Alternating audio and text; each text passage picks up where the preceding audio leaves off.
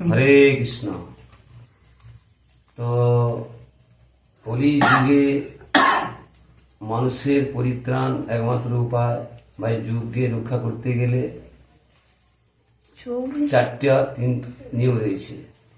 এই চারটা নিয়মের মধ্যে এক নম্বর হচ্ছে গোমাতাকে রক্ষা করা, দ্বিতীয় হচ্ছে শিশুকে রক্ষা করা, তৃতীয় হচ্ছে শিশুকে রক্ষা করা, চতুর্থ হচ্ছে বৃদ্ধা পিতামাতাকে রক্ষা করা।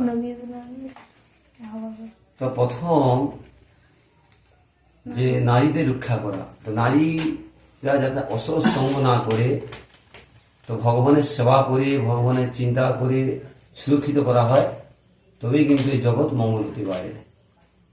দ্বিতীয়ত শিশুকে রক্ষা, ছোট ছোট শিশুদের কৃষ্ণ ভক্তে ভগবানের চরণে আত্মসমর্পণ করতে হবে। তৃতীয়ত বৃদ্ধা পিতামাতাকে রক্ষা করা, বৃদ্ধা পিতামাতাকে সুরক্ষিত ভাবে তাকে সেবা যত্ন প্রত্যেকের সন্তানের কর্তব্য। চতুর্থ হচ্ছে নারীদের রক্ষা করা, নারীরা অসৎ সঙ্গ না করে।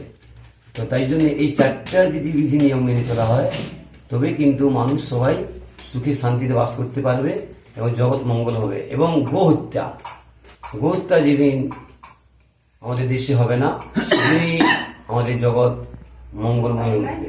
হরে কৃষ্ণ। নিতাই গৌর প্রেমানন্দে।